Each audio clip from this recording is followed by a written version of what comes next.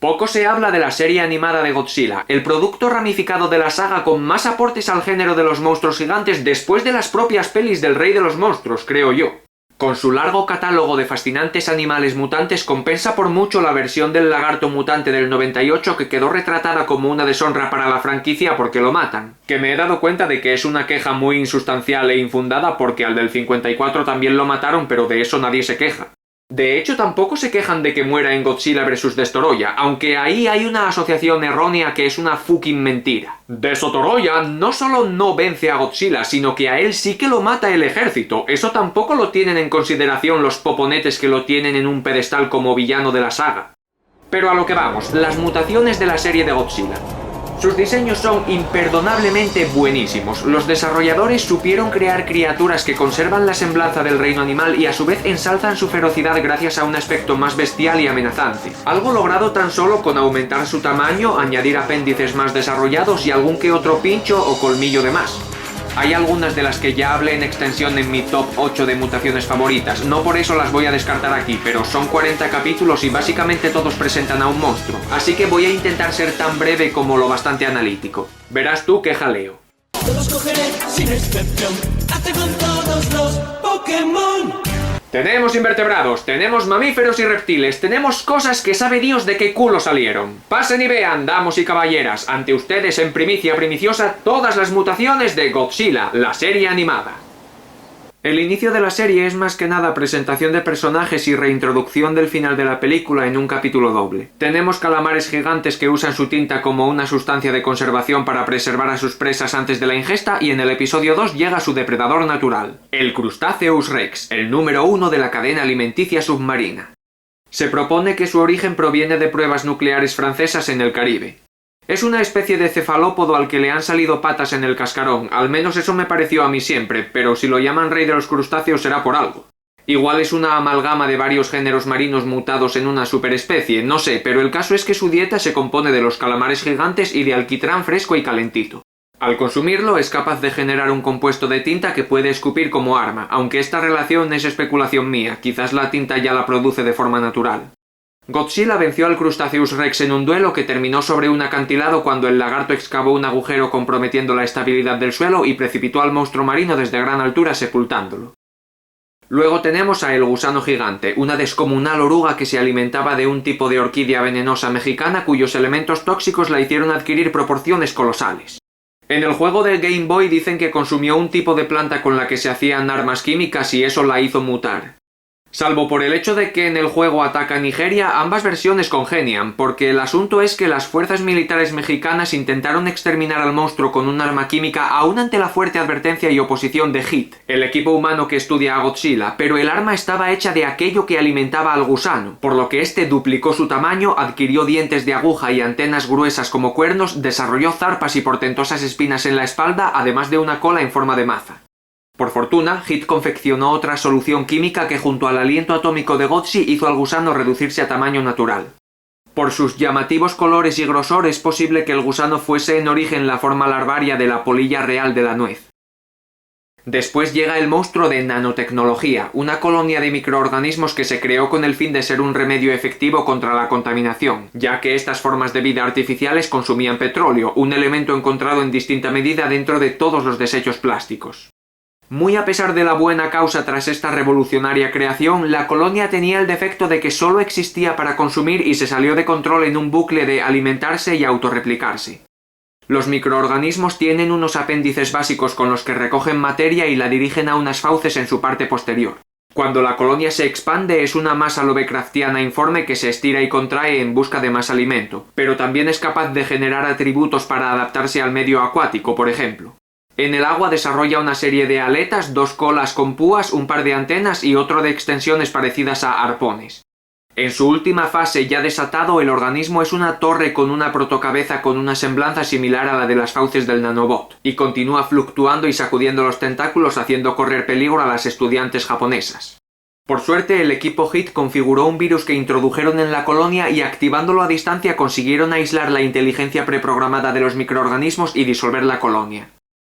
En el quinto episodio No hay monstruo, introducen al villano Cameron Winter, que es un maestro de la ingeniería robótica con el superpoder de los recursos multimillonarios y que tiene por fin atrapar a Godzilla para experimentar o simplemente usarlo como sujeto para poner a prueba sus invenciones. Como unos insectos robóticos que cualquiera diría que se los copió al Dr. Robotnik. El capítulo 6 tiene como protagonista a la criatura que más abunda en Nueva York después de los judíos, las ratas. A que lo primero que habéis hecho es asociar las dos palabras cuando yo solo hablaba de números. ¡Ja, ja! Os he inducido un pensamiento antisemita. Se presentan tres tipos: la rata peluda de colmillos largos, la rata jorobada sin pelo con fauces curvadas y la rata de múltiples ojos. Llegan a la ciudad de tres hermanos paletos de gatillo fácil con intención de cazarlas, pero son secuestrados junto a parte del equipo HIT y los roedores mutantes los retienen en una vieja estación de metro abandonada que usan como guarida. A lo largo del capítulo, Godzilla patrulla las calles siguiéndoles el rastro y con una buena muestra de ingenio y control de su territorio da con el nido y lo inunda conectándolo con el río por medio de túneles que después deja sellados. Y cuando el túnel esté acabado, aleluya, vuelva a empezar ya. La próxima criatura es de las más fascinantes del show y una personal favorita. El Crackler es incatalogable como animal porque es producto del subconsciente de un hombre que reprimió su ira durante años y al someterse a un tratamiento experimental para curar su insomnio, sus ondas Z amplificadas se irradiaron dando origen a un monstruo electromagnético. Crackler tiene la semblanza de un insecto, pero aún así es una anomalía que no se puede comparar a nada del mundo conocido. Puede absorber y proyectar electricidad de múltiples formas y también causar apagones con su sola presencia. Pocas cosas hay que lo puedan herir, salvo cargas eléctricas contrarias a la que fluye por su cuerpo. Crackler es inmune al aliento atómico, de hecho incluso puede hacer que se expanda en tamaño, porque en términos generales es pura energía. Su existencia estaba vinculada al subconsciente del paciente con insomnio, por lo que atacaba los lugares contra los que el hombre guardaba rencor, como el sitio donde trabajaba y su residencia con ruidosos vecinos. El desconectarlo de las computadoras que amplificaban sus ondas Z no fue una solución, al contrario, el monstruo entró en un estado de frenesí donde atacó la ciudad con más violencia. De esta manera, la única forma de hacerlo desaparecer fue instigar un ataque de ira al sujeto donde confesó que odiaba la música de ABBA para que la manifestación de energía que era el Crackler perdiese fuerza. Entonces Godzilla ya pudo dañarlo y destruirlo con una mezcla del aliento atómico y la propia electricidad de la criatura. El episodio 8 no presenta mutaciones, pero sí planta una semilla importante para la serie. Los protagonistas siguen una señal de taquión hasta las más vastas profundidades submarinas y dan con una antiquísima nave extraterrestre. Durante la inmersión, Godzilla los defiende de los llamados Cryptocleidus, que más que mutaciones son unas formas de vida prehistóricas, del Jurásico Medio, con una edad de 65 millones de años. Pertenecen al orden de los plesiosaurios y son únicos en su género. Esto quiere decir que dentro de otras familias que ocupan el orden son un tipo único. Me acabo de dar cuenta locutando el guión que he explicado el término único con la palabra único, así que necesito leer más diccionarios de sinónimos. No te doy solo la palabra, te doy dos palabras, una y dos. Sin embargo, la caracterización de la serie difiere un poco de la realidad. No eran grandes depredadores acuáticos, sino plesiosaurios de tamaño medio que se alimentaban de presas más pequeñas y blandas, hollaban con su hocico para encontrar comida bajo el lecho marino o incluso pudieron haber tenido capacidad de succión para pillar lo que fuese en el agua, a lo cerdo. Definitivamente no tenían esa cara de calavera ni un par extra de patas articuladas con garras además de sus aletas, pero sí se cree que la evolución los hizo pasar de tener aletas con dedos a tener aletas en forma de remo. También se llegó a creer que por su comportamiento pudieron llegar a ser anfibios y vivir alternando el agua con la tierra firme de forma parecida a las focas, pero esto se acabó desmintiendo. Por otro lado, en la serie sí que pueden salir a tierra. A pesar de ser un monstruo adaptado al diseño de la serie, razonando con la imaginación podemos pensar que el aspecto de los Cryptocleidus procede de que los cosmonautas de la nave los alteraron con ingeniería genética para que fuesen sus centinelas submarinos. O más fácil aún, si sobrevivieron a su extinción es plausible que en 65 años la selección natural les permitiese adquirir la forma que tienen en la serie. Pasemos ahora a los aliens del taquión. Los taquiones son unas partículas hipotéticas que podrían viajar más rápido que la velocidad de la luz. Hasta el momento son solo ciencia ficción porque no encajan en los principios de la física cuántica, contradicen la teoría de la relatividad y atentan contra el principio de causalidad, puesto que se estima que si los taquiones fuesen más rápidos que la luz, aún para reducirse a esa velocidad tendrían que aumentar su energía, lo cual sería una paradoja imposible. Para que haya proporcionalidad, los valores tienen que ir a la par. Si tú vas frenando, tu coche no consume más combustible que cuando aceleras. Pero en la serie de Godzilla nos podemos permitir la ciencia ficción que queramos. Los aliens del taquión, ese es el único nombre que reciben, basan toda su tecnología en los taquiones y tienen fuertes poderes telepáticos. Llegaron a la Tierra poco antes de la extinción de los dinosaurios, hace 65 millones de años precisamente, por lo que encaja con los tiempos en los que habitó el Cryptocleidos, y de hecho confirman que los crearon tanto a ellos como a unos perros guardianes reptilianos de mandíbula lateral que aparecen brevemente. Así que acerté, los plesiosaurios fueron alterados genéticamente, quizá por eso son capaces de sobrevivir fuera del mar. ¡Qué listo soy yo! ¡Qué listo soy yo! Estos extraterrestres y su ingeniería son tecnoorgánicos por completo, una cosa que me encanta en la ficción, y los sistemas de su colosal nave quedaron durmientes poco después de la extinción masiva del Triásico. Antes de la llegada de los protas, unos oceanógrafos dieron con la nave y entraron en contacto con los aliens, que drenaron sus conocimientos y al ver nuestro nivel de civilización dijeron pues vamos a colonizarlos. Aunque claro, a los oceanógrafos les transmitieron el término colaborar para que intentasen apaciguar al equipo HIT, ya que su atómico amigo era el mayor obstáculo del planeta. Uno de los oceanógrafos se sacrifica para destruir la nave y los otros dos escapan con el equipo protagonista, siendo defendidos de nuevo de los Cryptocleidos por Godzilla. En el capítulo 9 poca cosa, avispas gigantes y plantas come gente. Procedían de una isla resort de origen volcánico que experimentó una erupción y por lo visto la lava contenía algo de radiación, al igual que las cenizas que cubrieron las selvas, haciendo mutar al ecosistema. La isla se siguió desestabilizando mientras los protas combatían a las avispas y lograban romper su conexión con la reina de la colmena. Esta última combatió contra Godzilla mientras el suelo se abría y la lava seguía fluyendo hasta que el lagarto consiguió aprovechar la inestabilidad del lugar para vencerla causando un derrumbe. El 10º episodio presenta un monstruo volador bastante emblemático, más que nada porque tiene un toque tradicional.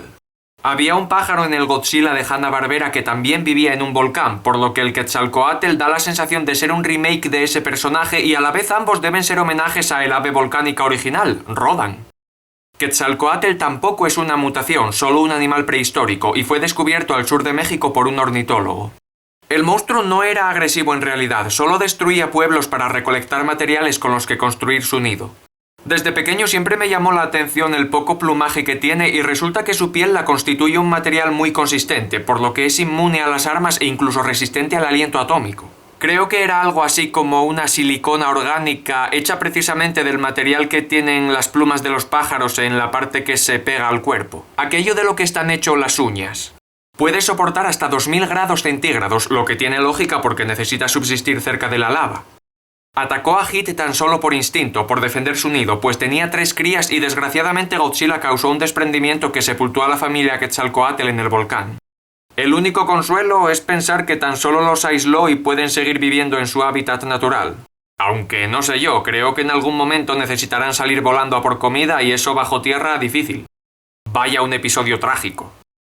En el capítulo 2.1, o sea, 11, HIT descubren ni más ni menos que al monstruo del lago Ness, pero lo más increíble es que Nick Tatopoulos, líder del equipo, negaba su existencia y no creía ni en el caso. ¡Esa leyenda es una patraña! Hace 3 episodios descubristeis alienígenas en el fondo del mar, pero ahora eres incrédulo ante un críptido que lleva décadas en la cultura popular. Habéis visto un calamar con patas y hasta plesiosaurios supervivientes, pero eres negacionista de otros reptiles acuáticos gigantes. Tú, el fundador del equipo de investigación de superorganismos que descubriste y criaste al sucesor de Godzilla. Tú eres tonto, ¿verdad? Es el escepticismo más subnormal que he visto desde Zendaya en Dune parte 2. Las dos facciones ideológicas de tu tribu de moradores de las arenas se han compaginado y unido por la llegada de un Mesías no solo profetizado por el matriarcado de tu sociedad, sino que también conlleva el hermanamiento de una casa política con una sociedad nativa del planeta, y además incluye un procedimiento donde se consume una sustancia química que le genera a esta figura mesiánica poderes de prestidigitación, y además de demostrar que no es solo un guerrero diestro aceptado por tu gente, también es un gran político, capaz de unificar la casa de los Atreides con los Fremen en una sola facción capaz de poner en pie de guerra a todo un imperio. Y tú, puta, rechazas todas las pruebas empíricas, aun cuando la religiosidad y dogmas de tu estirpe generan resultados tangibles que se aunan para dar un resultado esperanzador al conflicto que se está llevando a cabo en tu puto mundo.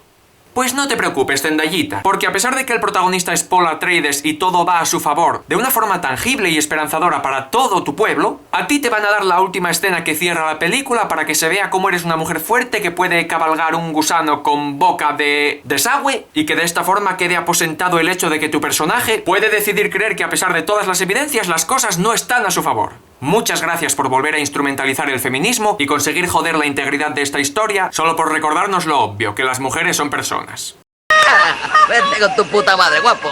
Aún así viajan hasta Escocia y descubren que Nessie es una serpiente marina, más bien un mosasaurio que se preservó en un glaciar llegando hasta nuestros días, y ataca con frecuencia a un laboratorio a orillas del lago Ness. La razón tras esto es que un científico había capturado a su cría para venderla. Siendo desconocedores de esto, Hit y Godzilla defendieron el laboratorio y los dos reptiles gigantes lucharon por tierra y agua. Pero cuando los protagonistas descubrieron el fraude, asistieron a la criatura emitiendo por un sistema de megafonía el llanto de su cría. Nessie, que en ese momento enroscaba su largo cuerpo en torno a Godzilla reteniéndolo en el fondo del lago, cesó el duelo y emergió para atrapar la embarcación en la que el corrupto científico huía con su hijo enjaulado. Godzilla salió a la superficie también y ayudó a Nessie abriendo la jaula y liberando al pequeño.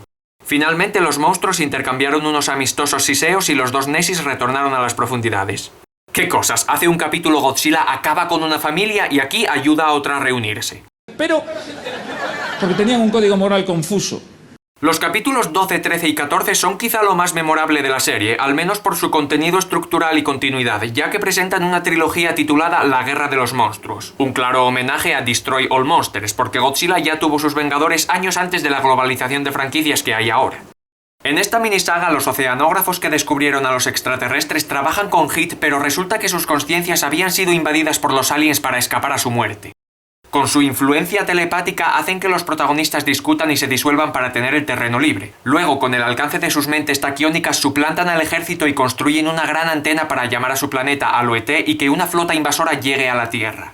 Y por supuesto, para ir subyugando a la humanidad, controlan las mentes de los monstruos. Vuelven varios, el Crustaceus Rex ataca Londres, el gusano gigante Moscú, el Cryptocleidus Pekín, también anda por ahí alguna rata y la avispa reina. Presentan dos monstruos nuevos que son un murciélago gigante nigeriano y una cobra real que atacan París. ¡De puta madre! No hay ningún todos contra uno de Godzilla luchando con varios monstruos, pero sí aparece un ilustre invitado de honor, el Godzilla de la peli resucitado como un cyborg. ¡Toma, toma, toma! ¡Toma! Los aliens no podían doblegar a Godzilla por su vínculo con los humanos protagonistas, pero el ver a su madre le provocó una respuesta emocional y se pasó al bando antagonista por conocer a otro individuo de su especie. Aquí es donde giran las tornas con una icónica escena de los dos Godzillas destruyendo Washington DC. Hasta la vista, AB. Pero los protas, que una vez desplazados por el éxito casi total de los taquionáticos pudieron reconformarse y trabajar en clandestinidad, lograron sabotear la antena y los monstruos se volvieron contra la flota al considerarla un agente invasor de su ecosistema. Godzilla sigue teniendo un duelo moral al intentar decidir entre su ciberfamiliar y su familia adoptiva, pero al final recupera su papel de monstruo protector acabando con el cyborg en una épica batalla. ¡Venga, chico, acaba con él! Ahora que lo cuento, hay un poco de analogía con el tercer Mechagodzilla, pero esta serie es anterior. Me pregunto si hubo remotamente alguna inspiración para esa peli aquí o solo quisieron hacer un Mechagodzilla que se volviese Berserk como en Evangelion. Al final de la Guerra de los Monstruos se instaura el proyecto de la Isla de los Monstruos para trasladar y estudiar a las mutaciones en cautividad y se ofrece esta labor a Hit, pero declinan en pos de seguir vigilando y combatiendo a las que vayan saliendo. Es una pena que no compaginen las dos tareas porque sería un punto de inflexión genial para la continuidad y el argumento, además de que el aumento de medios y financiación para el equipo serían ideales. De dinero deben ir justitos, fijo que el presupuesto de cada año se lo gastan en recambios de AE y C que se destruye cada capítulo. Y el robot multifunción que es un laboratorio andante todoterreno barato no debe ser, del millón mínimo pasa. Pero en fin, no todas las series chulas de los 90 podían ser como Spider-Man, X-Men o Gárgolas, que tenían esa virtuosidad de crecer orgánicamente para ser una historia más grande y compacta. Algunas eran de segunda fila, pero igualmente inolvidables, como Jumanji, Men in Black, Grandullón y Robotín y por supuesto Godzilla. El capítulo 15 tiene una curiosidad y es que debería presentar a la Cobra Real por primera vez, pero por alguna razón que desconozco se emitió posteriormente a la Guerra de los Monstruos, cuando se supone que las criaturas ya están en la Isla de los Monstruos. Es más, aquí un personaje sugiere la idea de una reserva para estudiar mutaciones, así que sin duda este episodio por continuidad va primero. El caso es que este ofidio gigante apareció por los bosques del Monte Fuji y comenzó a capturar gente gracias a su saliva fuertemente adhesiva. Cuando Hit llegó con Godzilla, las fuerzas de defensa nipones culparon al lagarto de la desaparición de montañistas y senderistas y atacaron inmediatamente. No sabría si considerarlo hipocresía o patriotismo, porque se supone que para ellos no existe el Godzilla japonés, ¿no? Pero aún así atacaron a Godzilla dando por hecho que era la amenaza. Entonces es que patrióticamente sí tienen historial de ataques de monstruos, pero pudiendo ser cualquiera lo asocian a Godzilla. Muy raro, da igual, lo que importa es el arma que usaron, un gran yeti, un homínido malayo que se enzarza en una brutal pelea con el lagarto hasta que este con su aliento atómico hace arder su piel sintética, pues el simio resultó ser un robot con un exoesqueleto de titanio. Pero esto no puso la situación a favor de Godzilla, ya que la potente máquina posee lanzamisiles en el pecho, garfios en sus muñecas que pueden soltar grandes descargas eléctricas y además está programado para realizar hábiles movimientos de artes marciales. También es un claro homenaje a Mechani Kong, una réplica robótica del gorila gigante de la película King Kong Escapa. La pelea solo cambió su rumbo cuando la cobra real apareció para doblegar al RoboYeti dejándolo inoperativo y cegando a Godzilla con un escupitajo. En este punto, HIT y las fuerzas de autodefensa japonesas resolvieron el malentendido y colaboraron tanto para reparar los daños de la máquina como para sintetizar una solución química que disolviese el adhesivo del reptil, rescatando así a sus presas. Más tarde la serpiente atacó Tokio y el RoboYeti la combatió a la vez que rescataba a aquellos atrapados por sus esputos gracias a esa solución instalada en su sistema. Desafortunadamente la escurridiza cobra inmovilizó y comprimió con fuerza a la máquina logrando quitarle la cabeza con sus mandíbulas. Justo a continuación HIT devolvió la visión a Godzilla con la enzima creada y el lagarto enfrentó con fiereza a la cobra real dejándola herida de gravedad en el mar. En el episodio 16 un equipo científico en la Antártida es atacado por los llamados perforahielo. Estos grandes mamíferos son interesantes en particular porque se salen de la norma al no ser mutaciones, solo una superespecie de clima polar. Se trata de un género de topos con una tasa metabólica tremendamente alta que se traduce en emitir muchísimo calor por un músculo frontal que les permite derretir el hielo para moverse bajo tierra. Se asisten con unas portentosas zarpas en forma de pezuña y se coordinan en manada para atacar a los que invaden su territorio. A pesar de esto, tampoco son animales agresivos, pero aquella expedición tenía cautiva a una de sus crías, lo que propició los ataques de los topos. Su estrategia grupal y coreografía de ataque para reducir a Godzilla fueron remarcables. Llama la atención que en este capítulo la victoria era cuestión de números y la amenaza pudo ser solventada por los miembros de HIT a solas, que construyeron armas de nitrógeno líquido para bajar la temperatura de los músculos faciales de los perforahielo y así dejarlos inactivos por un tiempo. Esto significa que la misión fue de contención y no se hizo verdadero daño a las criaturas, por lo que siguieron viviendo felizmente en su lugar. Así que, como diría Matías Prats, conocer un resultado así de pacífico refresca. El capítulo 17 trae una amenaza medioambiental en el Amazonas. Hay una colonia de termitas arrasando las selvas y bosques más rápido de lo que lo hace la mano del hombre. Por supuesto, hay una jerarquía de obreras recolectoras, soldados y una reina. Cuando HIT llega hasta allí, averiguan que se comunican dentro de una frecuencia de ultrasonidos. Gracias a un sistema de estacas que interfieren en ese espectro, se consigue que las termitas enloquezcan y se peleen entre ellas, permitiendo al equipo llegar hasta la cámara de la reina y colocar un explosivo. Esta vez Godzilla tampoco hace gran cosa salvo abrir paso a los protagonistas para huir de la colmena porque los enemigos les llegan a la altura. Algo a destacar es que a lo largo del capítulo la actitud de Godzilla está más destructiva de lo normal y el riesgo que trae el supuesto monstruo heroico trae polémica. En el 18 más bichos, arañas. HIT es contactado desde una base militar vinculada al Pentágono y que se emplaza en Isla Palma, ni de Mallorca, ni de Gran Canaria, ni de Colombia, es ficticia. Hay una peligrosa plaga de arácnidos incatalogados, una especie híbrida con un potente veneno que se reproduce a gran velocidad y deja bajo mínimos a las tropas. Siendo una nueva especie, han desarrollado una inmunidad a casi cualquier toxina o arma química con la que se las intente exterminar. Además, al igual que Godzilla, son asexuales y su proliferación supondría la invasión de la isla seguramente en cuestión de semanas, pues de tan solo una madre gigante salieron cientos. Esta raza tiene diferentes etapas de crecimiento. Los infantes son blancos con un patrón rojizo en el abdomen y unos 20 centímetros de longitud. Después las jóvenes adquieren un color azul y aumentan un poco su tamaño, quizás hasta unos 50 centímetros, y las adultas son iguales pero ya casi del tamaño de un hombre. Godzilla enfrentó con facilidad a la madre hasta que el duelo cesó con una retirada por ambas partes y después HIT descubrieron una flora autóctona de la familia de los crisantemos que demostró ser letal para las arañas. Los soldados recolectaron grandes cantidades de esta planta y se construyó un explosivo químico para detonar en el nido. Con Godzilla reteniendo a la madre en un segundo asalto se logró colocar y detonar la bomba logrando la victoria. También se incluye un elemento más o menos de continuidad que no sé si pretende ser una solución a la rebeldía del episodio anterior, pero aparece ocasionalmente en el futuro. Es un sistema de comunicación con Godzilla por medio de señales ultrasónicas. Se deja un poco en entredicho la optimidad de esta tecnología, pero aporta un pequeño toque de progreso en el desarrollo de los medios del equipo. El capítulo 19 carece de mutación, pero trae de vuelta al astuto megalómano Cameron Winter. Godzilla continúa teniendo un comportamiento errático y no obedece las órdenes ni de su padre adoptivo ni del sistema de ultrasonidos, de modo que cuando se adentra en Manhattan el ejército se ve forzado a atacar. Pero se acabó descubriendo que el supuesto Godzilla era una imitación, un cyborg camaleónico clonado a partir del material genético de Godzilla, a quien Cameron Winter drogó con dosis enormes de tranquilizantes para poder suplantarlo y generar confusión. El camaleón tiene una apariencia bizarra, su anatomía es prácticamente igual que Godzilla pero en verde y con una boca en el torso, además de unas antenas oculares que le brotan de los hombros. Su cabeza es una extraña mandíbula tenaza compuesta por 3 cuernos curvos que se abren para dar paso a 4 profundos orificios. En los 2 cuernos inferiores tiene un par de ojos rojos. Lógicamente tiene la habilidad de camuflarse y su piel es inmune al aliento atómico. Es un formidable adversario porque puede emular el comportamiento de Godzilla en batalla y de esta forma igualarlo y sorprenderlo contrarrestando sus ataques, por lo que el nombre de camaleón no es solo porque cambie de color. Para cuando empezó la pelea ya se había contactado al servicio secreto francés tal como se hizo en la peli, porque el Godzilla americano se originó en la Polinesia francesa y el gobierno gabacho tiene la responsabilidad extraoficial de tratar con la amenaza. Aquí se consolida la conspiración de Winter al revelar que gracias a su creación Godzilla vuelve a ser visto como una amenaza que erradicar y esto convertirá a su camaleón en el nuevo salvador cuando su superioridad acabe con la iguana mutante. Además, y aquí llega la megalomanía, de que será un defensor que se podrá comercializar. Por suerte, en el último segundo, el agente francés, que se supone que es el mismo de la peli, redirigió su arma hacia el camaleón, un proyectil armado con un compuesto que destruye las paredes celulares haciendo que el citoplasma quede erradicado. Mira qué poético, es la segunda vez que la creación de un Cameron acaba bajo el agua.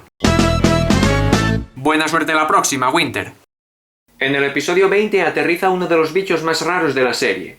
Para empezar, es alienígena, y en el doblaje se lo llama teconocенsión, una mala pronunciación de tecnocensión, me parece a mí, que a su vez es una traducción algo tosca de tecnosentient. Es un organismo tecnosensible o tecnosintiente muy raro, pero fascinante. Se acopla a piezas tecnológicas cada vez más complejas y las asimila creando dentro de sí mismo una matriz orgánica de incontables funciones. Empezó agenciándose un coche teledirigido, después robó un puesto de perritos calientes, luego fue a una tienda de electrodomésticos y empezó a meterse Bosch, Philips, Fujitsu, de todo. Será debido a que tiene un amigo en Balai. Después llegó hasta una obra y se acopló una grúa. Para entonces las dimensiones del Tecnocensión ya eran gigantes. Su siguiente paso pudo haber sido el más catastrófico. Fue hasta una central aeroespacial y hackeó el código de lanzamiento de un misil. Podría haber desencadenado la Tercera Guerra Mundial él solito de no ser porque se consiguió corregir la trayectoria del arma y esta explotó en la atmósfera junto al tecnosintiente. Lo que mora en el 21º capítulo es más que una mutación, es casi una cúspide evolutiva sin límite. Se trata de 2 caldos de cultivo compuestos enteramente por biomasa de ADN sin secuenciar. Fueron creados hace años en un aislado laboratorio en medio del Amazonas por un científico que pretendía usar esas bases en un experimento de hibridación de especies. Cuando el científico fue aparentemente silenciado por las autoridades debido a su proyecto, el laboratorio permaneció abandonado hasta que un cazatesoros encontró y destapó uno de los contenedores permitiendo al protoplasma comenzar a mimetizarse con las formas de vida que se encontraba para llegar hasta el segundo contenedor. Existían 2 porque uno contenía cromosoma X y otro cromosoma Y, siendo cada biomasa complementaria de la otra. Una vez se unieron, el organismo pudo imitar fauna de tamaño gigante. Es una entidad astuta y pérfida de la que no se intuyen las intenciones, pero puede manipular a la gente haciendo clones humanos y da bastante mal rollo pensar en el intelecto que puede llegar a tener. Llegó a transformarse en Rottweiler, cóndor, pantera, mono, cocodrilo, todos los miembros del equipo HIT en cierto punto y para luchar con Godzilla en anaconda, piraña y avispa de proporciones gigantes. Por último, también imitó al propio Godzilla y lo igualó en batalla hasta que HIT le disparó una solución de ácido nítrico capaz de volver inalterable su polímero de ADN al actuar como un mutágeno. Por increíble que parezca, esto no bastó para detener al maligno imitador, tan solo desestabilizó su estructura e hizo colapsar su capacidad de transmutarse, dejando a un abominable gigante marrón bicéfalo con las caras de una de las protagonistas. ¿Pero qué cojones? Material de pesadilla esta mierda científica, pero tras el ataque químico Godzilla consiguió aniquilar al monstruo de biomasa con su aliento atómico. El capítulo 22 da mucho de qué hablar. Para empezar, abre con la mutación más rara y carente de información de la serie, es solo objeto de persecución y no cuentan nada de ella. Según la wiki es una medusa mutante. Me aventuro a decir que no os recuerda en nada a una medusa. Pues lo normal, eso es justo lo que dicen los comentarios de la wiki. En fin, los caminos de la neogénica son inescrutables. Esta criatura es marina y posee un cuerpo alargado con un caparazón anaranjado o rojizo. En parte parece una oruga porque es alargada y polípoda, pero también tiene 4 apéndices de artrópodo terminados en pinzas, además de unas alas quizás vestigiales que salen de la parte alta del caparazón. Su cabeza carece de ojos, pero tiene unas fauces con mandíbulas de insecto y un gran cuerno. Puede escupir una sustancia gelatinosa corrosiva, y algo me dice que por eso en inglés la llaman jellyfish, por ser acuática y soltar ese moco, no por ser una medusa, de ahí toda la confusión. Para respaldarlo hay otro ejemplo más, porque no es la primera vez que pasa. Al bicho de fuego lo llaman firefly cuando claramente no es una libélula, pero genera fuego y vuela, así que firefly. Si a ti te vale, a mí me vale. Pues Hit entra en una tormenta en plena alta mar persiguiendo al pez gelatina y no se lo vuelve a ver. Encima viajan en el tiempo, que es de los recursos argumentales que más pereza me dan, pero al menos lo hacen hacia el futuro, que por alguna razón se me hace menos típico y trae más cosas nuevas que la típica aventura predecible de conseguir que el pasado llegue correctamente a ser como es en el presente. En el año 2022 el mundo ha sido destruido e invadido por los dragmas, unos implacables centinelas dragónicos creados por bioingeniería para evitar que las nuevas tecnologías consumiesen a la humanidad. Se asemejan a ceratópsidos por su cabeza crestada y con múltiples cuernos, tienen 2 patas delanteras con fuertes garras, un tercer pie de apoyo antes de la cola y otro par de brazos más largos también con garras que además constan de alas membranosas. Su sangre es corrosiva y son prácticamente indestructibles por su exoesqueleto, y se necesitan armas especializadas para como mucho disuadirlos. Justo a desarrollar este tipo de tecnología se dedicaba a la resistencia de supervivientes que se refugiaba en los subterráneos de Nueva York. También dicen que intentan crear mutaciones que puedan estar a la altura de los dragmas, pues estos acabaron con todas, incluyendo a Godzilla, que murió como un héroe conteniendo a una de las primeras oleadas salvando a millones. Tras estas revelaciones que no llevan a nada, los protagonistas se van como llegaron y de vuelta en el presente localizan las instalaciones de American Technologies tras descubrir su proyecto. La resurgencia democrática ante el Armagedón global mecanizado, que son las siglas de Drachma. El fundador preveía un mundo donde la dependencia de la humanidad por las nuevas tecnologías en el siglo XXI supondría una amenaza de extinción y anticipando una rebelión a lo Skynet quiso crear una medida de contención para proteger el mundo. Una vez Hit acceden a su laboratorio, destruyen con ayuda de Godzilla la gran remesa de drachmas que se estaban gestando artificialmente. En su etapa infante son más vulnerables al no tener desarrollado por completo su exoesqueleto. La verdad, tras repasar este capítulo me he dado cuenta de que tiene un derroche de potencial enorme. El futuro postapocalíptico se cuenta sin enseñarse y se van de él tan pronto como llegan, obviando la forma de viajar en el tiempo que es de lo más cutre y falto de explicación, muy poco creíble hasta para la ficción. Es decepcionante que digan lo de mutaciones nuevas hechas por humanos pero no se vea ninguna y al final todo se solucione con el típico efecto mariposa sin valorar la profundidad del caso. Jonathan Insley, el fundador de American Technologies, tenía una pionera idea que salió mal. Pero en perspectiva, el proyecto Drachma es algo muy a tener en cuenta. De forma poética, el tiempo le da la razón a este científico. En el capítulo van a 2022. Ahora que vivimos esos tiempos y podemos apreciar la exagerada expansión de las nuevas tecnologías en solo 20 años, la alienación que ha conllevado y la dependencia de lo digital que ya raya lo ridículo, se ve que hay unos matices de realismo que ya no son matices. La vida real está convirtiendo la ciencia ficción en profética. Ya tenemos inteligencia artificial, ya delegamos un montón de actividades en sistemas telemáticos, ya creemos que todo se está facilitando y se llama progreso. Un par de décadas más y estaremos atontadísimos sin saber hacer cosas por nosotros mismos. Nos olvidaremos de conservar nuestro propio bienestar por medio de nuestra propia mano porque la tecnología ya lo hará en nuestro lugar. Y la peor parte, ¿se podrá falsificar un altercado, una polémica o todo un atentado con puro realismo o suplantar la identidad de una figura de autoridad pública? Sea por mano humana asistida por inteligencia artificial o por parte de un autómata por influencia de la propia irresponsabilidad humana. Riesgos de esta índole ya no son delirios conspiranoicos ni exageración. Ya no te puedes apoyar en la frase «este friki ha visto muchas películas» porque la ficción ya iguala la realidad y viceversa. Ahora, si en un contexto de película ocurriese o fuese inminente esta sublevación de la inteligencia artificial, si llegase Skynet, los drachmas serían nuestros aliados, nuestra esperanza, nuestras armas y nuestros héroes. Jonathan Insley es un visionario de la catástrofe y un salvador de la humanidad. Sí al proyecto Drachma, sí a la democrática resurgencia ante el Armagedón global mecanizado. No sé dónde encaja lo democrático aquí, pero a tope con ello. ¡Me da igual, hombre! ¡A tope! Vaya giro que dan las intenciones de los personajes de este capítulo según la interpretación. Qué análisis más interesante, pero volviendo al capítulo, yo creo que para sacarle el jugo debería haber sido un episodio doble, porque no es solo el 22, es el primero de la segunda temporada, sería ideal que empezase fuerte.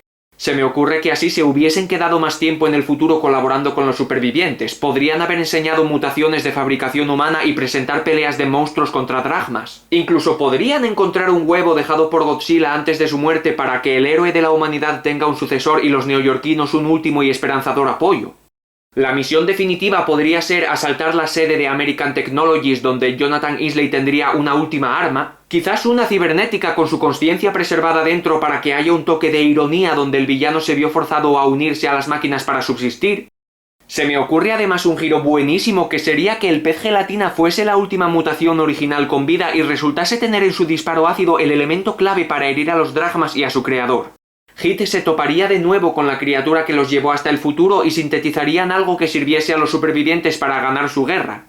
Cuando volviesen al presente todo pasaría como pasa en la serie, aunque me gustaría que no destruyesen el proyecto Dragma, sino que le dijesen al científico que el mundo aún no está preparado para su creación y se dedicase a prevenir la amenaza de la tecnología con otros medios.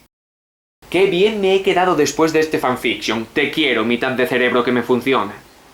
En el episodio 23 a Godzilla lo secuestran unos mercenarios contratados por un promotor de eventos que tiene en su propiedad una isla donde expone peleas entre mutaciones.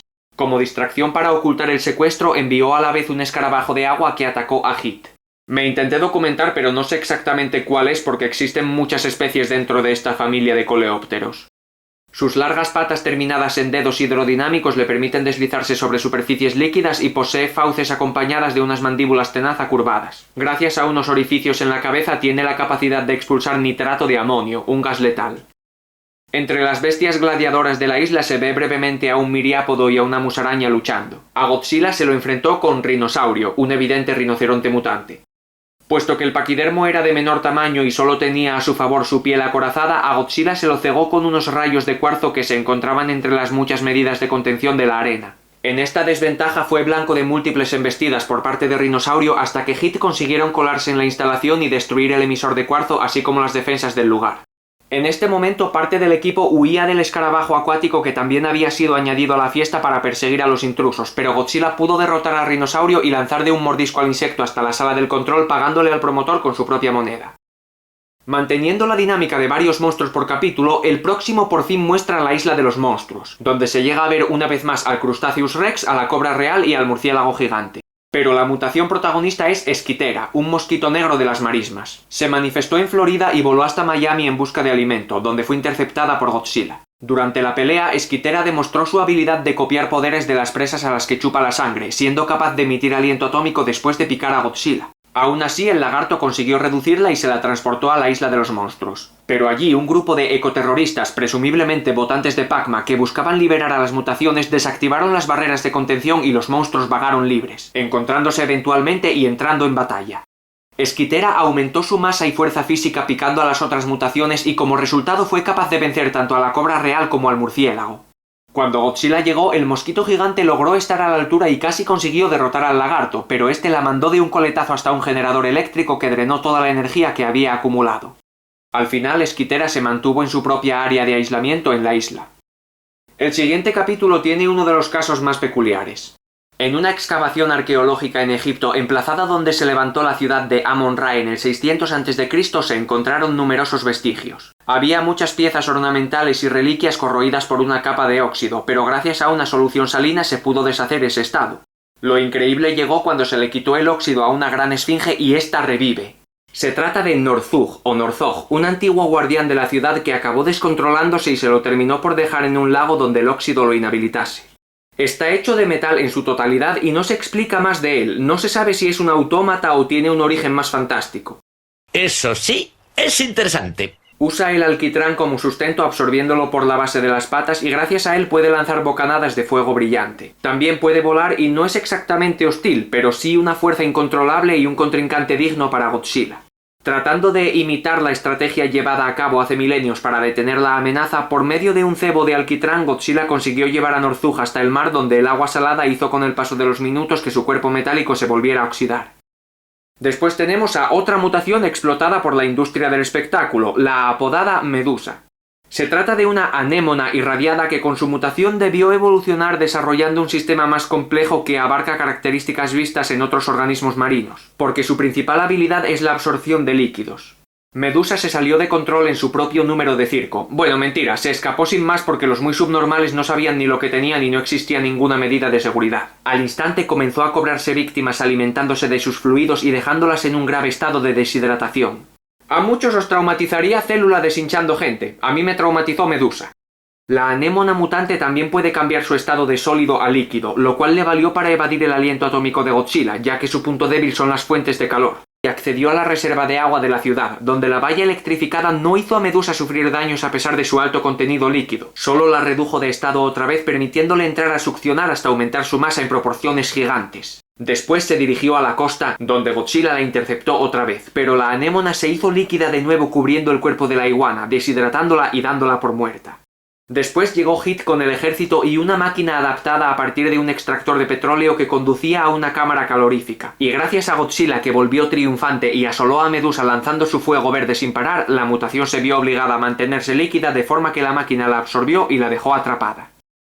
En el siguiente capítulo, el líder de Hit y su novia periodista tienen una cita en barco por la costa de Alaska que se acaba convirtiendo en cita doble cuando una tortuga gigante ataca el barco y ellos terminan en una isla donde Godzilla aparece atraído por una Comoditrax, un dragón de Komodo mutante. Nada más conocerse, llevan a cabo un ritual de cortejo al encontrar a un semejante el uno en el otro y Godzilla muestra agresividad hacia Hit anteponiendo la seguridad de un huevo que Comoditrax estaba cuidando. El reptil tenía su nido dentro de un gran cráter en medio de una gélida isla ártica que en algún tiempo fue volcánica, donde los vestigios del calor subterráneo permitieron aflorar un aislado entorno tropical ideal para el anidamiento y a la vez seguro de la predación de la tortuga.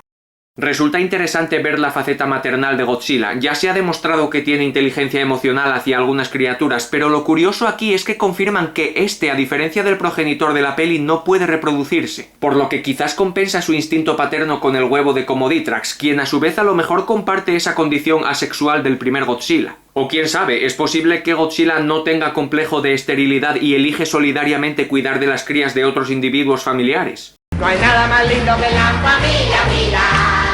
El ejército insistía en atacar el cráter para evitar que las criaturas se reprodujesen a pesar de la protesta de Hit, por lo que cuando consiguieron retirar a Godzilla con una llamada reclamo, los helicópteros aparecieron a la vez que la tortuga y Comoditrax no logró aguantar contra ambos ni usando su aliento atómico azul. Entonces el reptil acorazado escapa con el huevo y Godzilla lo enfrenta hasta ser derribado. Luego Comoditrax vuelve y volcando a la tortuga la empuja hasta un precipicio, pero por desgracia en el forcejeo por intentar no caer arrastró tanto a la madre como al huevo. Es probable que la tortuga se diseñase como homenaje a Camoebas, de la ameba espacial y cuyo cadáver varado hace un cameo en Tokyo SOS. También es posible que con sus dos colmillos alargados pretenda ser un guiño a Gamera. El episodio 28 presenta al Bacilo, una bacteria mutante escupemocos que en una fiera lucha consigue aferrarse a Godzilla e infectarlo con un aguijón extensible que sale de su boca. A pesar de creerse ganada la pelea tras incinerar atómicamente al virus, el lagarto enferma de gravedad porque con la picadura el bacilo se ha reproducido dentro de él y comenzado a invadir su córtex cerebral. El equipo Hit se divide para recoger muestras e intentar sintetizar un antibiótico a la vez que pisa la frontera del disparate entrando en el cuerpo de Godzilla para erradicar físicamente a los bacilos y ganar tiempo hasta que se desarrolle la cura. En este tipo de series la escala no se suele respetar, pero bueno, es lógica de dibujos animados. Por otro lado, eso de que entren en sus vasos sanguíneos y no tengan ni que agacharse o que el diámetro de una arteria sea igual que el de las fosas nasales... ¡Eso es absurdo! Aquí hay que hacer reforma, esta iguana está fatal del cuerpo. ¿Cómo puede ser que le quepa a una persona en un bronquio? Para eso un pulmón tendría que ser como Toledo de grande y Godzilla entre cabeza y cola llegaría de los Pirineos a Canarias. Es un kaiju categoría... ¡Más de 8000! ¡Una cosa tremenda, violenta! ¡Precipitada! ¡Vaya pedazo de zorra! Los pequeños bacilos son contrarrestados en cierta medida por los anticuerpos de Godzilla, pero son demasiado numerosos y se agrupan adhiriéndose a los órganos, así que Hit empieza a matarlos a láser limpio para que cuando el medicamento esté listo pueda hacer el resto del trabajo junto al organismo. En el exterior, el bacilo gigante aparece de nuevo con dirección a un embalse y el riesgo de causar una pandemia histórica.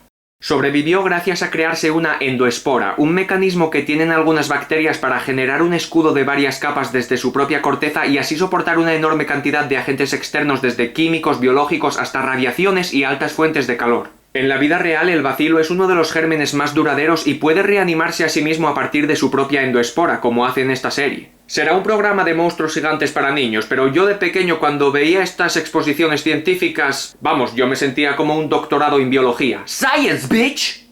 Cuando Godzilla se recupera y vuelve a por el bacilo, una dosis del antibiótico ya le había sido introducido al enemigo, por lo que no logró reproducir otra endospora y el aliento atómico lo exterminó por completo. Después se manifiesta la mantarraya Sub-Zero. Es una mutación que debió ser originaria de un clima ártico y se extravió surcando las corrientes marinas llegando hasta la zona de Nueva Jersey. La criatura ha desarrollado patas adaptadas a tierra firme y sus aletas también le permiten volar, pero su característica más destacable es obviamente su disparo de aliento gélido. El contraste de temperatura es tal que cuando lo cruzó con el aliento atómico se creó una tormenta ciclónica. Aún con todo, una vez más, se trata de un animal que no busca más que subsistir, no fue hostil hacia los humanos más allá de asaltar una fábrica de conservas con intención de alimentarse y pronto se la logró mantener aislada cuando ella misma se durmió dentro de un estadio. Una pena que un simple problema técnico la despertase y el ejército la amedrentase obligándola a volver a luchar con Godzilla. La pelea llegó de nuevo hasta el mar y Godzilla, mostrando mayor dominio del medio que la mantarraya, invirtió la rotación de un remolino y la mutación fue tragada por las profundidades. El episodio 30 presenta una larva mutante, un miriápodo imposible de clasificar ya que es una nueva especie resultante de la hibridación. Tiene un patrón de colores apagados sobre un cuerpo muy robusto con antenas en el extremo posterior y largas pinzas cerca de su cabeza, debajo de la cual posee un músculo que dispara pequeñas espinas como mecanismo de defensa. Por último, puede escupir una sustancia pegajosa con una pequeña toxina, no mortal pero también un buen arma defensiva. El miriápodo fue avistado por primera vez arrasando campos de cultivo en el Medio Oeste, pero pronto puso rumbo a la feria de Indiana. Allí Hit lo interceptó, pero tanto sus armas tranquilizantes como láseres fueron ineficaces, pues el híbrido estaba dotado de una piel acorazada. Respondió con sus espinas hasta que Godzilla llegó para luchar, pero la iguana también recibió varias ráfagas de púas que lo hicieron retroceder. El miriápodo no remató a Godzilla porque lo distrajeron más disparos de Hit el tiempo suficiente para que el lagarto se despojase de los pinchos en su cara y embistiese a la mutación estrellándola contra una montaña rusa. En esta posición el insecto disparó su adhesivo cegando a Godzilla y haciendo peligrar su visión con la toxina. Godzilla retrocedió nuevamente, pero Hit dirigió sus láseres hacia la montaña rusa y le dieron una potentísima descarga eléctrica a la oruga, que se retiró bajo tierra a la vez que Godzilla volvía al agua. La mutación fue rastreada y encontrada en el subsuelo reposando, pero cuando se la intentó atrapar con una red láser se descubrió que no estaba reposando, sino que se había desprendido de su cascarón. Había terminado su estado larvario realizando una metamorfosis. Ahora una cigarra mutante vuela hasta Chicago y se posa en un edificio frotando sus alas emitiendo una altísima frecuencia que interfiere con todo el sistema eléctrico de la ciudad. Y lo mejor es que es una llamada de apareamiento. ¿Con erótico resultado? En realidad no, lastimablemente para los fans de los monstruos, pero por suerte para los ciudadanos no hay otra cigarra soltera. Y Hit conduce otra gran descarga por la edificación con la intención de reducir otra vez a la mutación. Pero esta criatura ha evolucionado y ahora no tiene las mismas debilidades que su larva, el plan falla. La solución termina siendo bañar las alas con una sustancia que las detenga. Entonces Godzilla vuelve y sin dar cuartel derriba el edificio obligando a la cigarra a escapar hasta el lago Michigan, donde la arrastra hasta el fondo para no volverse a saber nada más de esta. Hay un par de fallos de guión en este capítulo porque la feria de Indiana no está cerca del mar y Godzilla no debería entrar y salir de escena por el agua. Además, las cigarras no emiten su canto con las alas, sino con un músculo en el abdomen que golpean como si fuese un timbal. Mañana es velar fallos de guión a otra parte. Pero bueno, esta es un híbrido mutante, puede hacer lo que le dé la gana. El mejor detalle es que este capítulo es un guiño a Godzilla contra Mothra, donde la pelea final también era en una feria y este miriápodo es una adaptación de Batra. Por eso es un enemigo tan férreo y duradero. El capítulo 31 hizo lo que los valientes chalados de hace unos años no consiguieron, meterse en el Área 51. Y encima sin planear una quedada por Reddit o 4chan, aquí se colaron dos hooligans de Expediente X con una Polaroid y listo. Cuando Hit se infiltró para destapar el revuelo de la conspiración de los ovnis, constataron que allí dentro se retenían y estudiaban mutaciones para el desarrollo de nuevos avances en química, medicina y bioingeniería. Todas ellas son producto de pruebas nucleares en los alrededores en los años 50, por lo que se tratan de fauna de clima desértico. Se llegan a ver brevemente como ejemplo a un roedor mutante y un lagarto mutante, el segundo con una curiosa cabeza compuesta solo de grandes fauces y los ojos por debajo de la boca. ¡Feo! ¡Que saco la cola y te meo! Resultó que una de las especies deambulaba fuera de su hábitat, un armadillo al que las armas eléctricas de contención no podían reducir mientras la bestia estuviese enrollada y exponiendo su fuerte coraza, y cuando no lo estaba, su velocidad impropia de su tamaño lo convertía en una amenaza a evadir. Se lo consiguió atascar en las raíces de una planta también mutada y así las armas al fin surtieron efecto. Sin embargo, otra mutación había escapado. Aprovechando la agitación traída por el armadillo, excavó un hoyo y más tarde traspasó los muros de la instalación. Manda huevos que el Área 51 sea tan inútil manteniendo sus proyectos bajo control. La nueva mutación era un diablo espinoso, más común de Australia que de América en realidad. Su piel también es muy resistente, capaz de soportar el aliento atómico y con su voluminoso cuerpo pudo derribar con facilidad a Godzilla. Además tiene en su cuello un músculo capaz de disparar púas venenosas que se regeneran al instante. Cada dardo contiene la toxina de 20 escorpiones, y un par de ráfagas bastaron para derribar a la iguana y permitir al diablo espinoso escapar por el desierto de Nevada rumbo a Las Vegas. ¡Qué bien se lo va a pasar! El Área 51 poseía un arma tranquilizante especializada, pero solo funcionaría si alcanzaba el vientre de la mutación, porque su lomo espinoso es demasiado fuerte. Incluso la piel de sus laterales fue lo bastante robusta para hacer que el disparo fallase. Por suerte, en una segunda ronda, Godzilla logró volcar al diablo espinoso y su propio peso lo dejó a merced de los especialistas del Área 51. Una curiosidad muy interesante que no se llega a ver por desgracia es que este animal puede absorber agua por su piel y redirigirla hasta su boca para beber. El capítulo 32 tiene a la mutación más ridícula. La Musatorna, que parece un nombre inventado por viejas de pueblo para asustar a los niños, se originó en una central donde se experimentaba la idea de aunar fusión nuclear con energía eólica. Una musaraña se irradió y quedó atrapada en un tornado artificial. Musaraña más tornado, Musatorna. ¡Vaya! ¡Mierda! Se desplazó desde Nueva Jersey hasta Connecticut y terminó en Nueva York. La existencia del tornado no estaba vinculada a la voluntad del roedor necesariamente, pero de alguna manera este sí controlaba el rumbo del fenómeno para beneficiarse de lo que absorbía. Dicen que la musaraña tiene un metabolismo rapidísimo y es capaz de comer 3 veces su peso en un día. Eso, escalado al tamaño y condición de la musatorna, se convertía en un riesgo extremo. El núcleo del tornado donde se encontraba la mutación era una zona de baja presión atmosférica, por lo que Heath construyó un generador de altas presiones capaz de emitir aire comprimido para contrarrestar y anular la corriente de la musatorna. Aunque me gustaría resaltar lo estúpidamente diseñada que está esta máquina, porque el generador está apuntando al cuadro de mandos. Si lo enciendes te va a mandar volando hasta el quinto culo. De hecho, eso ocurre en el capítulo. El ventilador tendría que orientarse al revés. ¿Estos científicos compraron sus certificados en los chinos o qué? Profesional. Muy profesional. Lo importante es que el aparato es activado dentro de la musatorna y el animal se separa del disipado tornado. Después luchó con fiereza contra Godzilla demostrando su velocidad y reflejos hasta que fue inmovilizada y se menciona que sería trasladada a la isla de los monstruos. Es posible que este capítulo sea más temprano por continuidad, ya que en algún punto a la musaraña se la trasladó, seguramente por medio de mercenarios, hasta la instalación donde se realizaban luchas de titanes. Así que por orden sería entre el capítulo 15, que es el de la cobra, después la guerra de los monstruos, y de ahí al 20 y tantos, que es el de los titanes. Bueno, sí, que va por ahí en medio. Pues ala. Y después de la mutación más sin sentido, ahora toca una de las mayores rarezas del show, la hidra de plata. Su primer indicio de actividad fue en los años 50 cuando petrificó a un grupo de mineros con una sustancia de plata que ella misma produce. La criatura tiene algún tipo de conexión con el mineral o quizás ha evolucionado a partir de él desde hace millones de años compaginando su subsistencia con los elementos que hay en las profundidades de la Tierra. Puede tanto cambiar su densidad corporal para filtrarse por el suelo como dividirse por partición, de ahí lo de hidra de plata, aunque todos los individuos forman parte de una mente colectiva.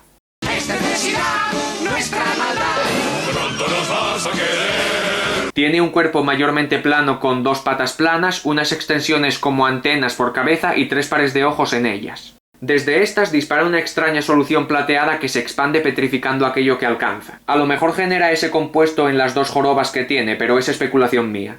La hidra de plata puede fusionar todos sus clones en una versión gigante para rivalizar con Godzilla y su disparo logró petrificar al lagarto. Su única debilidad son las bajas temperaturas capaces de solidificar la materia de su cuerpo y disolver su disparo, de manera que abriendo paso a un río subterráneo se logró que la corriente liberase a Godzilla a la vez que desintegró a la hidra de plata. En el 34 volvemos con insectos y sale un escorpión gigante. En algún lugar restringido del desierto de Nuevo México, la desaparición de unos civiles hace que se llame a Hit para investigar y uno de los miembros tiene un sueño revelador provocado precisamente por la picadura de un escorpión. Ve a los civiles siendo sorprendidos por Tsego, un espíritu del folclore navajo, un escorpión gigante con cara de calavera y también a unos hombres escorpión que los atacan. Tras la pesadilla llegan unos militares procedentes de una base secreta y el chaval les interroga sobre los desaparecidos y la primera remesa. En efecto, en esa zona restringida se creó un escorpión gigante pensado como un arma biológica en un proyecto bajo el nombre secreto Primera Remesa. Es implacable, está acorazado, puede atravesar cualquier terreno y su sustento se lo da la tierra. Se lo considera infalible. A pesar de que ha escapado de su zona de contención, el coronel que supervisa el proyecto se niega a considerarlo un peligro y además presenta una segunda remesa de numerosos escorpiones blancos más pequeños pero que aún así no tienen un tamaño normal. Es la producción en masa de la primera remesa, más pequeña y más dinámica pero igual de eficaz. Cuando Godzilla llega para detener al arácnido, el ejército le dispara a él. La pelea llega hasta la base resultando en la liberación de la segunda remesa. El escorpión intenta picarle, pero su aguijón no puede penetrar la fuerte piel del reptil, así que utiliza un disparo ácido que le permite ablandar a sus presas y debilita a Godzilla dejándolo a merced de la segunda remesa. Ese mismo ácido es lo que le permitió escapar de su zona de contención, por cierto. Hit, por su lado, habían creado una mezcla de feromonas a partir de una planta del desierto y con ella atrayeron a los escorpiones blancos hasta el gigante consiguiendo que las remesas se atacasen entre ellas. Cuando Godzilla volvió recuperado, las aniquiló junto a toda la base con el aliento atómico. Pero lo más interesante es el final del capítulo, porque deja en el aire una continuación cuando el coronel contacta con su equipo científico y pregunta cuánto tardará en estar lista la tercera remesa. Aquí es donde apena que la serie se cancelase porque se ve que empezaban a tener en cuenta algunos proyectos de futuro para argumentos de episodios por llegar, ciertos protagonistas empezaban a tener relaciones más consolidadas notándose desarrollo de personajes y la isla de los monstruos se empezaba a mencionar a menudo. A mí me generaba la impresión de que la historia era más autoconsciente a estas alturas y ese contenido y progreso más estrictos y compactos como en Spider-Man o X-Men estaba empezando a germinar aquí. En el 35 no hay mutación, solo vuelve Cameron Winter para contratar a los paletos que querían cazar a las ratas gigantes y ofrecerles acabar con Godzilla por medio de unas máquinas de combate que ha construido su empresa. Solsticio Tecnológico, que siempre me pareció un nombre cojonudo. Lo mejor es que cuando el plan falla, Winter incrimina a los paletos diciendo que les han robado los vehículos y encima de no ser detenido el ejército lo contrata para desarrollar armas. ¡Qué tío más perro! Increíble lo estratégicamente manipulador que es este tío, me encanta, nunca pierde. Otra razón más por la que me apena que la serie no siguiese, fijo que en el futuro Cameron Winter la hubiese armado bien gorda.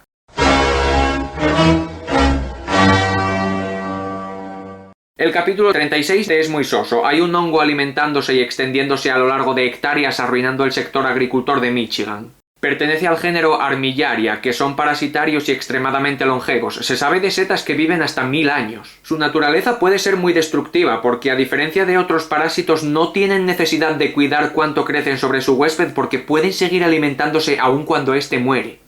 El hongo mutante extendía sus tentáculos cada vez más, alimentándose principalmente de los aminoácidos de las plantas. Hit lo rastreó para llegar a su centro nervioso, una formación fungiforme con varios tallos de donde nacían todas sus extensiones y cortaron estas con armas láser, pero se multiplicaban con rapidez.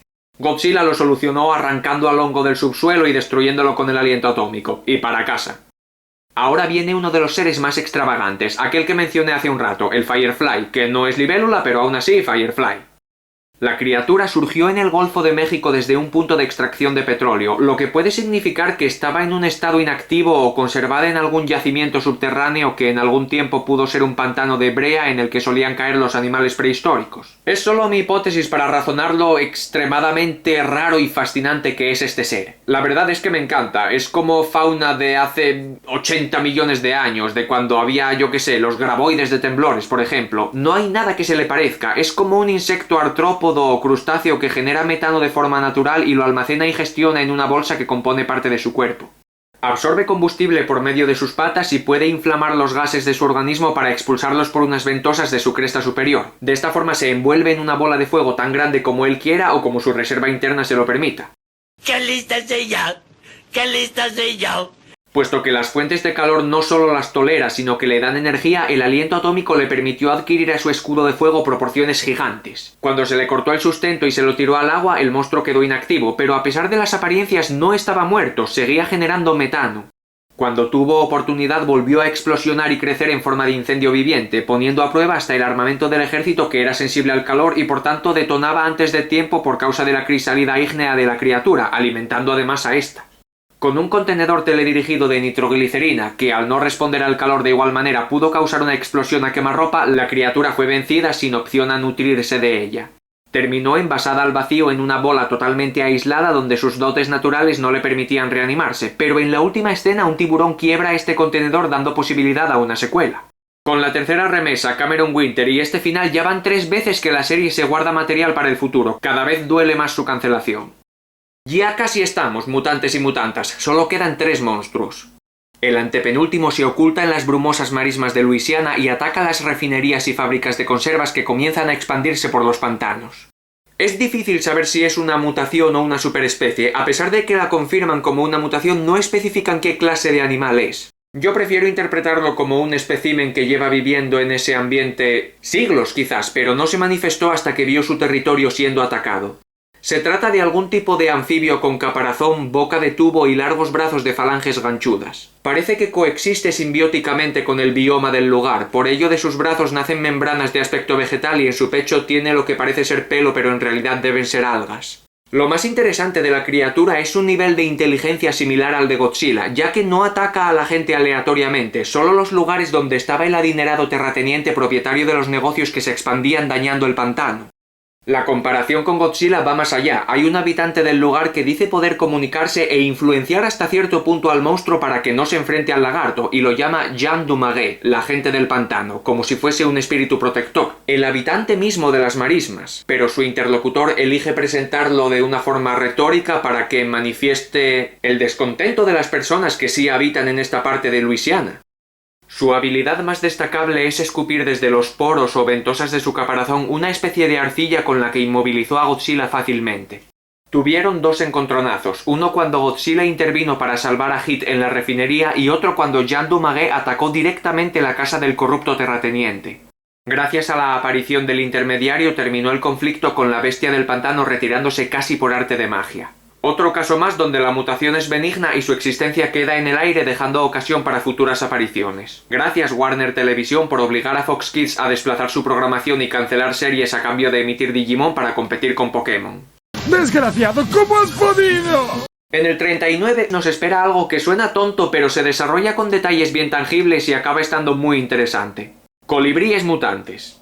Todo empieza con unas fuerzas invisibles que atacan cazas durante maniobras de vuelo. La única visión son unos destellos que duran menos que segundos en el cielo. Cuando Hit acompaña a los pilotos descubren finalmente a los colibríes y una vez la persecución desciende y los dejan al alcance de Godzilla hay una pequeña pelea donde la iguana no llega a vencer por completo a los evasivos y superveloces pájaros. Pero gracias a los restos de la lucha la investigación de Hit al fin desentraña el caso. Las plumas de los colibríes poseen filamentos reflectantes. La luz rebota en ellos y es reflejada, lo que sumado a la supersónica velocidad de las aves los vuelve invisibles a ojos humanos. Solo los llegaron a ver cuando los aviones igualaron en velocidad a los pájaros momentáneamente. La razón detrás de los ataques es que los bosques de secuoyas cercanos habían sido progresivamente contaminados por los clorofurocarbonos procedentes de los motores de las aeronaves en acción, y al consumir los colibríes la flora de su entorno acabaron mutando. Ahora persiguen a los cazas porque asocian lo que sale de sus motores con comida, para ellos son una fuente de alimento que les pilla a la altura, nunca mejor dicho. Aquí llega el momento más chorra y aún así justificado de la serie. Le construyen a Godzilla unas gafas gigantes que filtran la luz y neutralizan la difracción en distintos grados, así el reptil puede seguir sin problema a los colibríes y derribarlos. Posteriormente se confirma que las aves solo quedaron inconscientes y se las estudiará para adaptar su habilidad a futuros proyectos de aviación. Y al fin la última mutación, el monstruo marino de las profundidades. Es un animal procedente de las zonas marinas inferiores donde no penetra la luz que nadó más allá de su territorio y siendo una criatura acostumbrada a entornos oscuros se vio desorientado con la claridad de las aguas superficiales. Es posible que sea solo una superespecie de los fondos abisales, aunque su tamaño y aletas pectorales desarrolladas hasta formar brazos podría significar que es una mutación, pero resulta que este orden de peces lofiformes, ya sabéis, los dentudos abrelatas con cebo incluido, sí está dotado de aletas inferiores perfeccionadas para andar por las paredes y suelos submarinos. Por eso me animo a pensar que es un depredador abisal gigante sin más. Concretamente la wiki lo identifica como un pez rana. ¿Veis lo que os digo? Las aletas parecen manitas y es como si tuviese bracicos chiquiticos. En su confusión al emerger hasta la superficie y toparse con luz tanto natural como artificial, empezó a atacar embarcaciones, pero pronto el asunto se convirtió en una pesca furtiva por esta extraordinaria pieza. Godzilla llegó a enfrentarse con el monstruo marino mientras Heat trataba de alejar a los pescadores para que no se convirtieran en cazadores cazados, y más tarde intentaron guiar al animal de vuelta a las profundidades de las que procedía, pero la presión marina interfirió con su submarino y Godzilla tuvo que defenderlos del pez, consiguiendo finalmente expulsarlo en la dirección de la que vino. Esas son todas las mutaciones de Godzilla. Las que quedan son solo artes conceptuales de los monstruos que se ven en la intro. Tenían nombres preliminares de Toho, pero eran solo eso, etiquetas conceptuales. Este es Megalón, este es Manda el dragón marino y Gus la araña sirvió de modelo para la viuda negra del capítulo 18. El más llamativo, creo yo, es el Gigan volador, que tiene más arte conceptual luchando con Godzilla bajo el agua. A lo mejor este estaba más próximo a ser un diseño a desarrollar para futuros capítulos. Los dos últimos episodios nunca llegaron a emitirse por televisión y solo llegaron al público por medio de la colección en DVD. Pero una buena noticia reciente es que la serie se ha vuelto a editar hace poco en un único disco con todos los capítulos, no sé si añaden también Blu-ray, así que los amantes y coleccionistas podrán tener una versión integral de este programa tan molón. Aunque si sois como yo y os entusiasma encontrar series de antes directamente en YouTube, os voy a dejar aquí un par de listas de reproducción de unos canales que han subido la serie en castellano y en latino. No pretendía que quedase un vídeo tan largo, pero lo tendría que haber visto venir porque al fin y al cabo son 40 monstruos, pero aquí queda para la posteridad. Porque es imposible no encontrar felicidad si se mira a los años pasados, cuando crecíamos con dibujos tan guays como la serie de Godzilla. Dejadme un comentario sobre qué mutación os ha gustado más o decidme algún monstruo de televisión que os haya parecido inolvidable y entraréis en el sorteo de una mantis atea disecada a escala real. Mide 3 metros de alto por 5 de ancho y se alimenta de cantautores. Hasta el próximo vídeo y larga vida al rey.